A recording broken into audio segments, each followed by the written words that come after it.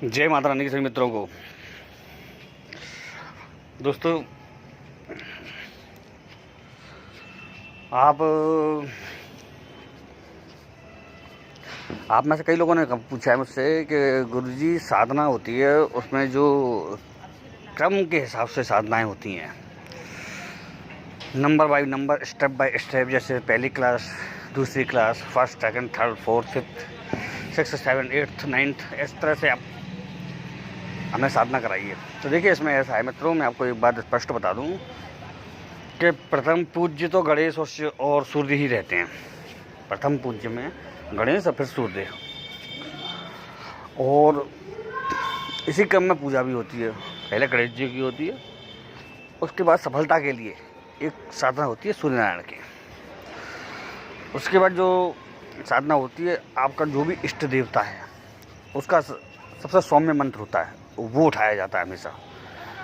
और वो उठाने के बाद फिर आप मन की साधना जैसे कोई कार्य सिद्ध करना चाहते हैं, लक्ष्मी प्राप्ति के लिए करना चाहते हैं, या कोई शत्रु वगैरह के लिए मुकदमा कोर्ट कचहरी चल रहा है उसके लिए करना चाहते हैं, बगलामुखी वगैरह, तो उसके बाद वो उठाई जाएगी। ये क्रम रहता है। तो सबसे पहले गणेश जी का एक कोई ना कोई मंत्र अवश्य आपको पूर्ण करना चाहिए। ये जरूरी नहीं है कि आपको एक ही बार में उसकी मंत्र से सफलता मिल जाए, या वो मंत्र एकदम से आपको चमत्कारी प्रभाव, चेटक दिखाने लग जाए, वो जरूरी नहीं है। वो आप सोचिएगा भी मत, क्योंकि उसको तो ऐसा है बात कि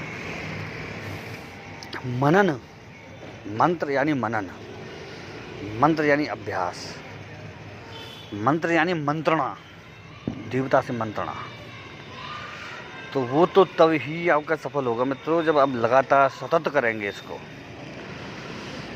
आपको मालूम है, जितना लंबा मंत्र का मनन होगा, अभ्यास होगा, उतना ही मंत्र तेज होता चला जाता है।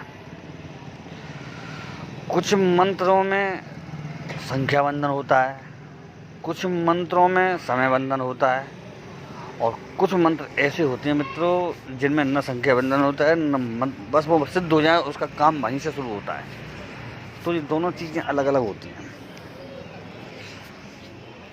तो चीज़ आपके ऊपर है, आप क्या करते हैं, क्रिया आपके ऊपर है, आप कैसे करते हैं। छोटे मंत्र होते हैं जो सौम्य मंत्र, उनको ज़रा अधिक संख्या में किया जाता है। उनका जाप होता है जो वो पूर्ण संख्या में जो होता है वही किया जाता है। उसको अधूरा या छोटे तरीके से नहीं किया जाता है, ना ही उनको शॉर्ट विधान में किया जाता है। उनका शॉर्ट विधान भी नहीं है मित्रों, बड़े रूप नहीं करना चाहिए। जी, जो बसंत पंचमी आ रही है, उस दिन मैं आपको 2-3 साधनाएं दूंगा करने के लिए। उस दिन 2 दिन पहले बता दे दूंगा, और एक छोटा सा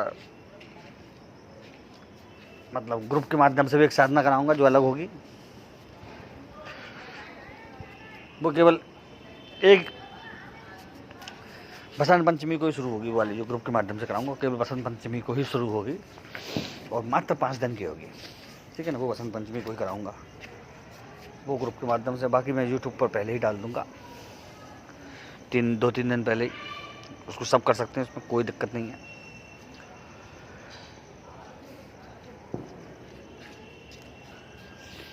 तो सरस्वती की जो मंत्रों में जो महामंत्र होता है वो होता है ओम ऐं सरस्वती नमः। अच्छा, एक बात बताऊं मित्रों आपको, यदि कोई बड़ी शुद्ध, सात्विक और सौम्य साधना करना चाहते हैं तो उसके लिए बसंत पंचमी उत्तम से भी उत्तम है। बसंत पंचमी को आप बगलामुखी की भी साधना उठा सकते हैं। बसंत पंचमी को आप माता लक्ष्मी की साधना भी कर सकते हैं, कमला की साधना कर सकते हैं, सूर्य जी की साधना कर सकते हैं, भुवनेश्वरी की साधना कर सकते हैं, बटुक भैरव की साधना कर सकते हैं। बसंत पंचमी को आप कृष्ण की, हनुमान जी की, राम भगवान की, विष्णु भगवान की, इन सब की साधना शुरू कर सकते हैं। दत्तात्रेय भगवान की, इन सब की बसंत पंचमी शुरू कर सकते हैं। बहुत अच्छा और उत्तम से उत्तम ज्ञानवर्धक मुहूर्त है।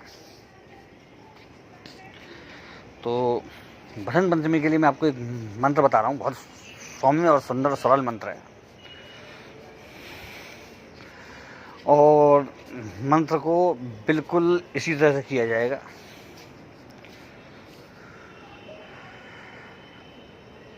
कई लोग मांगते हैं, सरस्वती के विद्या के लिए मंत्र मांगते हैं, और सरस्वती का जो मंत्र है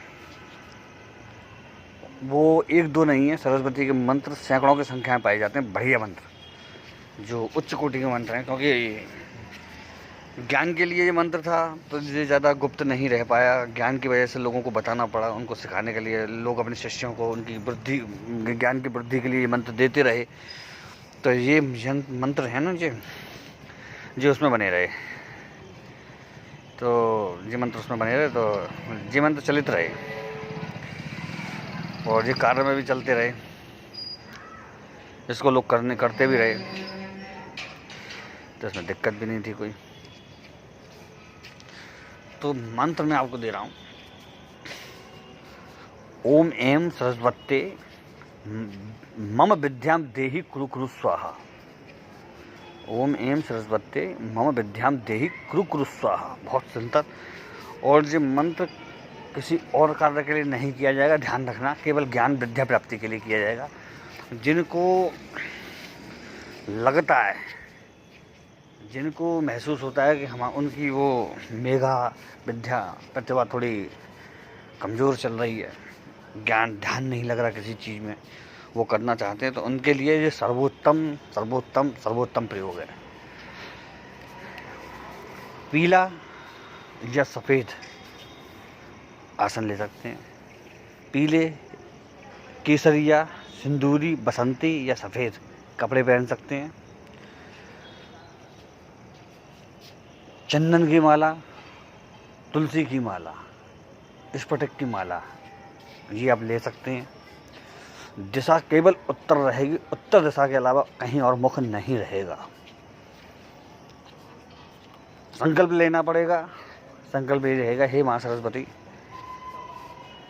मैं अमुक अमुक कार्य के लिए इस मंत्र को कर रहा हूँ, और ये विद्या प्राप्ति या अमुक मेरा ज्ञान से जुड़ा हुआ कार्य पूर्ण हो जाए। परीक्षा हो सकती है आपकी, कोई आपका एग्ज़ाम हो सकता है, इंटरव्यू हो सकता है, कोई स्पेशल आप एजुकेशन लाइन में गेन करना चाहते हैं तो उसको भी आप अचीव कर सकते हैं। तो ये बहुत अच्छा चीज़ है। और मालूम है आपको, जो बड़े बड़े उसमें जाते हैं लोग, जैसे क्षेत्रों में जाते हैं जहाँ माइंडेड वर्क ज़्यादा होता है, उनके लिए ये बहुत बढ़िया मंत्र है। और आप उसका अनुभव आप खुद देख भी सकते हैं करके। और एक साधना मैं ग्रुप के माध्यम से कराऊंगा, ठीक है ना, वो साधना भी बेस्ट साधना होगी, मतलब इसी विषय के लिए। और उसमें विधान में ज़रा विस्तृत करके दूंगा, क्योंकि उसमें बताना ग्रुप में देता रहूँगा, तो इसमें तो बार बार देना संभव नहीं होता, बताना हर किसी को,